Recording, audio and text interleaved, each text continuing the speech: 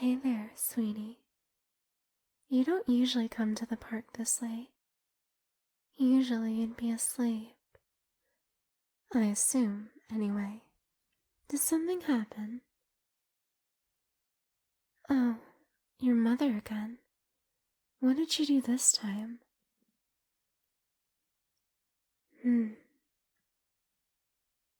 Oh, oh, you poor thing. Here, let's take a seat on the bench. No, it's not okay. A mother shouldn't even think those things about her child, much less shout them at you. You know you're not, right? You're not useless. You're not unneeded. No matter what that woman says. Seriously, I can't believe her nerve. No, don't let her get into your head, sweetie. It's easy to look down on yourself, but through my eyes, I can see you for the wonderful person you are. You're very brave, you know? I know it takes a lot of courage and heart to talk to someone about your problems. You've told me so many things that are so difficult to say. All of the things your mother does, and the way she treats you. And sometimes you might not even be sure if she's the one in the wrong, because she can just get into your head that much and make you blame yourself. You've accomplished some very challenging things, and you don't give yourself enough credit for that. I mean, I was just a stranger in the park before you started confiding in me. Imagine how much courage that took to make yourself vulnerable to a stranger like that. But I'm glad you reached out to me. I don't want to leave you to suffer alone. I can't. No, you're not a bother. You're not being a burden on me.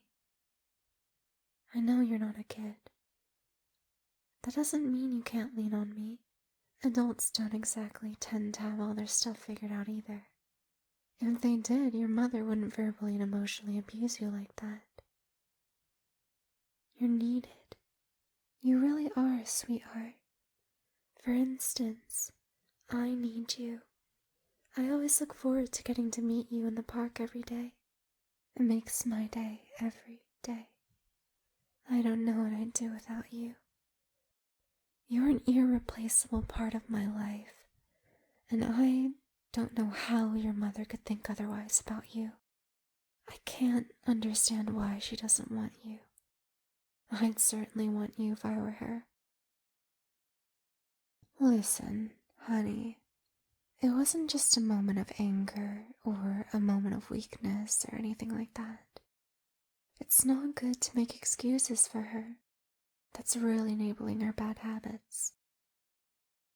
If it really was just a moment of anger, then why does she treat you like that all the time?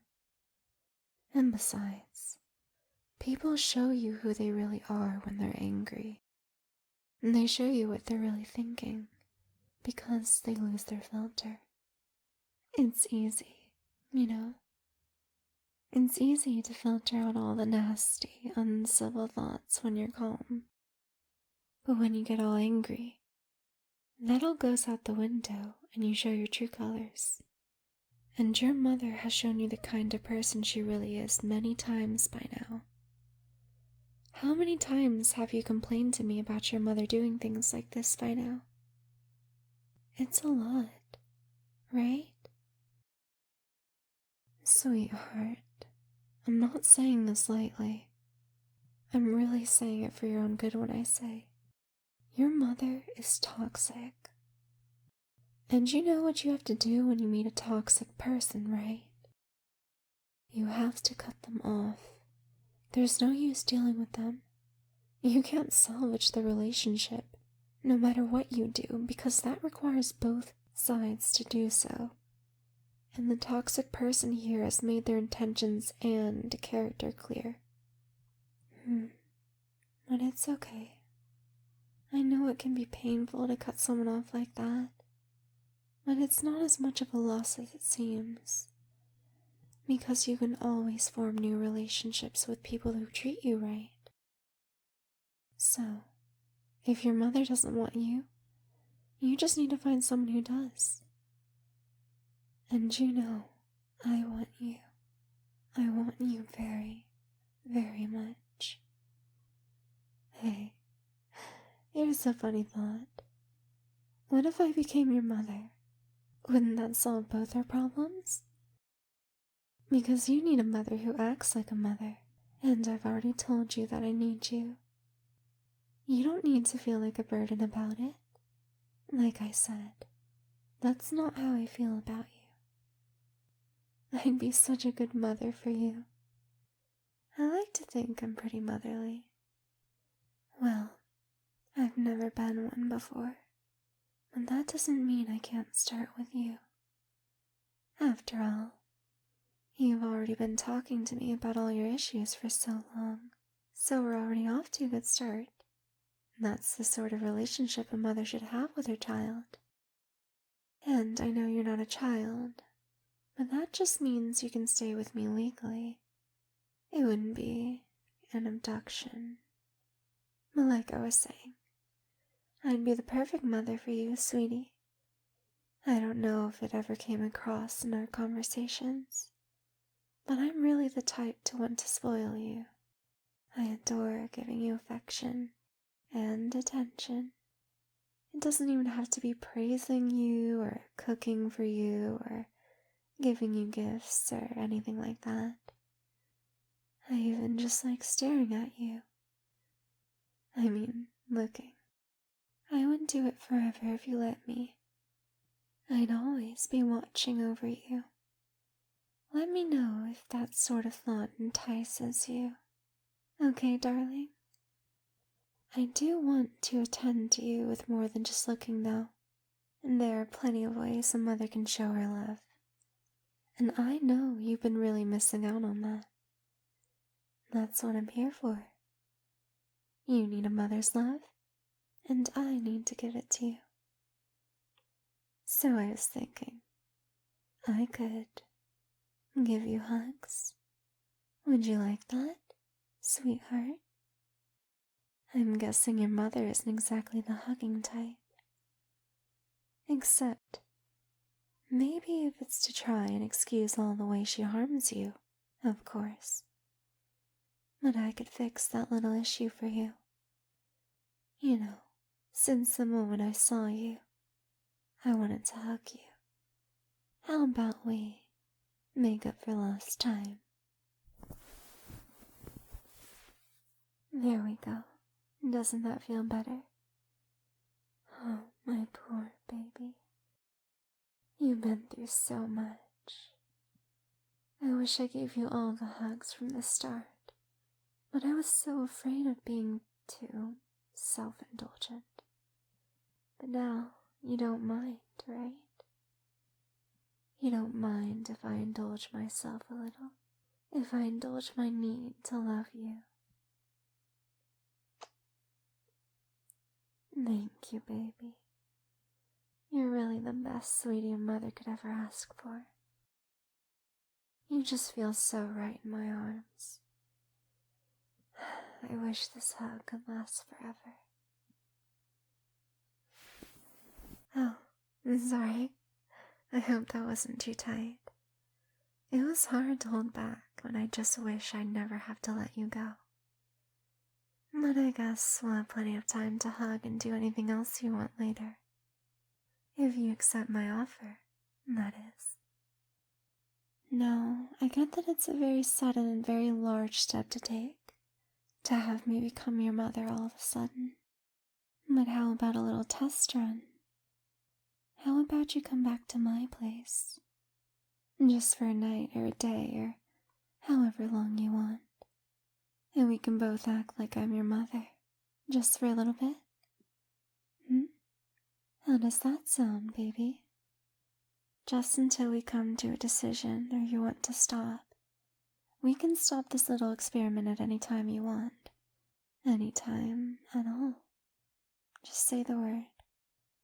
So, if you feel uncomfortable or if it feels too weird for you or If there's any issue at all, just let me know right there and I'll stop it. Because your comfort is important to me. I don't think you'll find it uncomfortable, though. I'll be the best mother that was ever for you. I'd do anything for you, darling. This might sound weird. I hope it doesn't sound that way. But ever since I first talked with you, I dreamt of giving you a loving home and making you mine. I even purchased a larger bed so that it could snugly fit the both of us. Because, of course, I want to be able to watch over you as you sleep, making sure you're safe and sound, making sure your rest is undisturbed. And if something does disturb you, then I want to be right there when you wake up, so I can take care of the problem and assure you that you're safe with me and that everything is fine. And if need be, I can hold you tightly until you drift off soundly to sleep again. I even redecorated my place a bit for you. Ever since you told me what your favorite flower was, I put it all over my house because it reminds me of you. And I love being reminded of you. Not that I need to be reminded of you, because I'm always thinking about you. Because I'm always wanting you, sweetie.